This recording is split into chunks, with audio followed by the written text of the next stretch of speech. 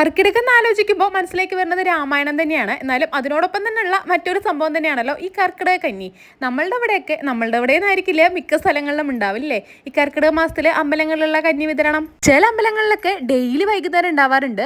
നമ്മളുടെ ഇവിടെ കാവൽപ്പാട് ശ്രീ മാരിയമ്മ ശ്രീ കാമാക്ഷമ്മൻ അമ്പലത്തിൽ എല്ലാ ഞായറാഴ്ചകളിലും മാത്രമാണ് കേട്ടോ. എല്ലാ ഞായറാഴ്ചകളിൽ എന്ന് പറഞ്ഞാൽ ഈ കർക്കിടക മാസത്തിലെ എല്ലാ ഞായറാഴ്ചകളിലും മാത്രമാണ് കേട്ടോ കഞ്ഞി വിതരണം ഉള്ളത്.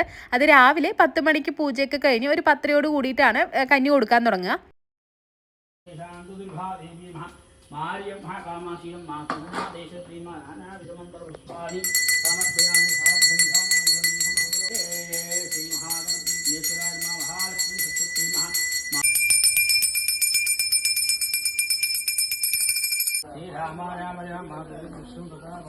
10:00 ശേഷമാണ് കൊടുക്കുന്നത് എന്നുണ്ടെങ്കിലും ആ സമയമാകുമ്പോഴത്തേനും ഇത് കഞ്ഞി റെഡി ആവണല്ലോ. അപ്പൊ ആ കഞ്ഞി ഉണ്ടാക്കാൻ തുടങ്ങുന്നതിന് മുമ്പേ ഉള്ള പൂജകളൊക്കെയാണ് കേട്ടോ ഇപ്പൊ ഈ കാണുന്നത്. കഞ്ഞി ഉണ്ടാക്കുന്നവര് ഇവിടെ നേരത്തെ എത്തിയിട്ട് അതിന് വേണ്ട പച്ചക്കറികളും സാധനങ്ങളെല്ലാം റെഡിയാക്കി വെച്ചിട്ടുണ്ട്. അടുപ്പത്ത് കണ്ടില്ലേ പുഴുക്കിനും കഞ്ഞിക്കുമുള്ള വെള്ളം എല്ലാം വെച്ച് റെഡിയാക്കിയിട്ടുണ്ട്. പൂജ കഴിഞ്ഞ് അതിന്ന് അടുപ്പ് കത്തിച്ചിട്ട് ഇതാ കുക്കിംഗ് പരിപാടി സ്റ്റാർട്ട് ചെയ്യും. ഈ ഒരു സമയമാകുമ്പോഴത്തേനും ഇവിടെ അമ്മമാരും രാമായണം വായന തുടങ്ങിയിട്ടുണ്ട് കേട്ടോ.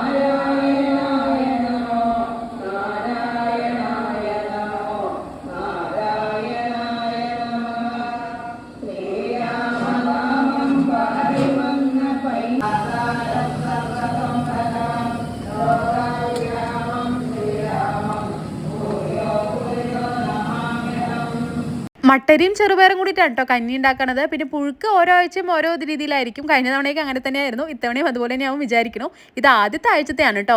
ഈ ആഴ്ച മത്തൻ, മറ്റേ വാഴയ്ക്ക, പൂളക്കിഴങ്ങ്, പയറ്, വെള്ളപ്പയർ അങ്ങനെ കുറേ സാധനങ്ങൾ ചേർത്തിട്ടുള്ള ഒരു പുഴുക്കായിരുന്നു കേട്ടോ ആദ്യത്തെ ആഴ്ച ഉണ്ടായിരുന്നത്. അടുപ്പത്ത് വെച്ച് വെള്ളം ചൂട വന്നപ്പോൾ ആദ്യം കഞ്ഞി ഉണ്ടാക്കുന്നതിലേക്ക് ആദ്യം ചേർത്തത് ചെറുപയറാണ് കേട്ടോ. മട്ടരിയും ചെറുപയറും കൂടെയുള്ള കഞ്ഞിയാണല്ലോ ഞാൻ നേരത്തെ പറഞ്ഞിരുന്നല്ലോ. പിന്നെ ഇപ്പുറത്താണെന്നുണ്ടെങ്കിൽ ഇത് പുഴുക്കിൻ്റെയാണ്. അതിനകത്തേക്ക് ഈ വെള്ളപ്പയറാണ്. വെള്ളപ്പയർ എന്ന് പറഞ്ഞാൽ അറിയണ്ടാവുമല്ലോ അല്ലേ. നമ്മളോട് അങ്ങനെ പറയാറുള്ളത്. ചില സ്ഥലങ്ങളിൽ വൻപയർ എന്നൊക്കെ പറയാറുണ്ട് തോന്നുന്നു. അരി അടുപ്പത്തേക്ക് ഇടുന്നതിന് മുമ്പേ അതിന് ആദ്യം വളരെ കുറച്ചെടുത്ത് പിന്നെ പ്രാർത്ഥിച്ച് അതിന് ശേഷിക്കാണ് കേട്ടോ ഒരു അരി ഫുള്ളായിട്ട് അതിനകത്തേക്ക് ഇടുന്നത്. ഇത് ഞാൻ പോയിട്ടുണ്ടായിരുന്നില്ല. വിഷ്ണു രാവിലെ നേരത്തെ അമ്പലത്തിൽ പോയപ്പോൾ എടുത്ത വീഡിയോ ആണ് കേട്ടോ. അതുകൊണ്ട് ഇതൊക്കെ കാണാൻ പറ്റി. നമ്മൾ സാധാരണ ഈ കഞ്ഞി വാങ്ങിക്കുന്ന സമയത്ത് ഒരു 10 മണി സമയത്തേക്കല്ലേ പോകാറുള്ളത്. ഈ ആഴ്ചയാണെന്നുണ്ടെങ്കിൽ നമ്മൾ പോയിട്ടുണ്ടായിരുന്നില്ല കേട്ടോ. ഞാൻ നേരത്തെ പറഞ്ഞില്ലേ ഇത് ആദ്യത്തെ ആഴ്ച എടുത്ത വീഡിയോ ആണ്. അപ്പോൾ ഈ ദിവസം വിഷ്ണു കഞ്ഞി വാങ്ങിച്ച് നമുക്ക് വീട്ടിലോട്ട് കൊണ്ടുവരാണ് കേട്ടോ ചെയ്തത്. അതിൻ്റെ ഒരു ഷോർട്ട് വീഡിയോ ഞാൻ പോസ്റ്റ് ചെയ്തിരുന്നല്ലോ.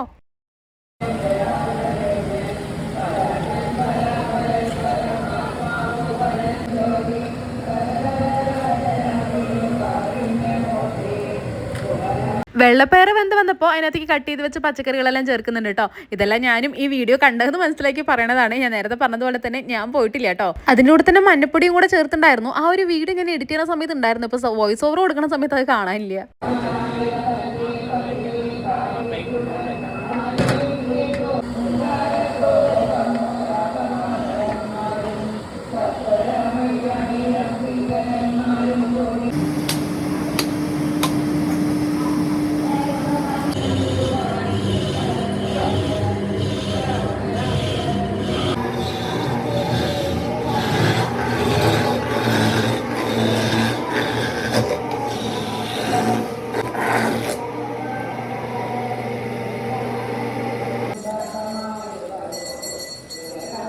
പിന്നെ തേങ്ങ പൊട്ടിച്ചെടുത്ത് ചിരകിയെടുത്തു. അതിൻ്റെ കൂട്ടത്തിൽ ചെറിയ ജീരകവും മുളകും, എരിവിനായിട്ട് ഈ മുളകും, പിന്നെ പച്ചക്കറിയുടെ കൂട്ടത്തിൽ മഞ്ഞപ്പൊടിയും ഉപ്പും മാത്രമാണ് ചേർത്തിട്ടുള്ളൂ എന്നാണ് എൻ്റെ വിശ്വാസം. ഈ വീഡിയോക്കകത്ത് ഞാൻ അത് മാത്രമാണ് കേട്ടോ കണ്ടുള്ളൂ.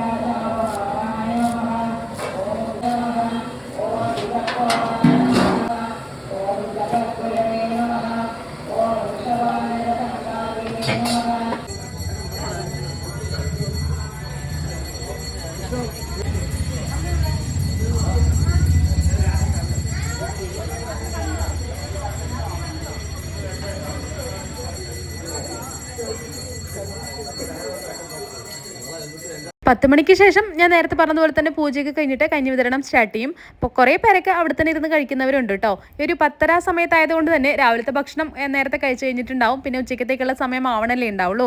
അതുകൊണ്ട് തന്നെ കൂടുതൽ പേരും ഇതേപോലെ പാത്രത്തിൽ വാങ്ങിച്ച് വീട്ടിലോട്ട് കൊണ്ടുവരലാണ് കേട്ടോ പതിവ്.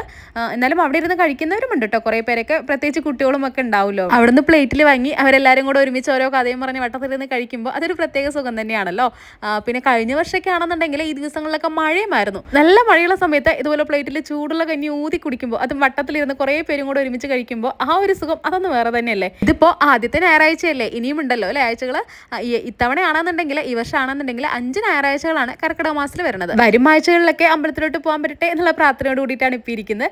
പോയാലും നമ്മൾ വാങ്ങിച്ച് വീട്ടിലോട്ട് വരൽ തന്നെയായിരിക്കും കൂടുതലും. ഒരു 10 സമയത്തൊക്കെ ആണല്ലോ, അതുകൊണ്ട് അപ്പോൾ പോകാൻ പറ്റുകയാണെന്നുണ്ടെങ്കിൽ ആ വീഡിയോയും ഞാൻ ഷെയർ ചെയ്യാൻ ശ്രമിക്കാം കേട്ടോ. അപ്പോൾ കർക്കിടക കഞ്ഞിയുടെ വിശേഷങ്ങൾ അടങ്ങിയിട്ടുള്ള ഈ ഒരു കുഞ്ഞു വീഡിയോ ഇഷ്ടപ്പെട്ടാൽ ലൈക്ക് ചെയ്യാൻ മറക്കല്ലേ. വീണ്ടും കാണുമ്പോഴേക്കും ബൈ.